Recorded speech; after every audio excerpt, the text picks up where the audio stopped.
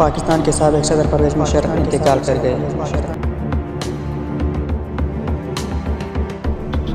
पाकिस्तान के साबिक़ सदर और साबिक़ आर्मी चीफ परवेज़ मुशर्रफ इंतकाल कर गए। साबिक़ सदर परवेज़ मुशर्रफ काफ़ी अरसे से अलील थे और दुबई के निजी अस्पताल में ज़ेर इलाज थे। ज़राए के मुताबिक परवेज़ मुशर्रफ की फैमिली मैयत को पाकिस्तान लाने से मुतालिक सोच विचार कर रही है।